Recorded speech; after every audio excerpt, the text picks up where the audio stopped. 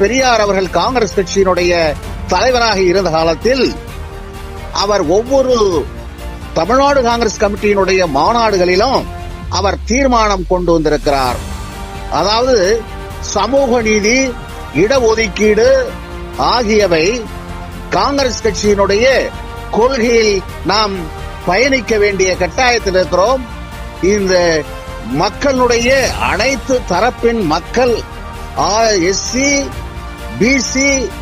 OBC மற்றும் பழங்குடியின மக்கள், சிறுபான்மையினர் ஆகியோர் அனைவருக்கும்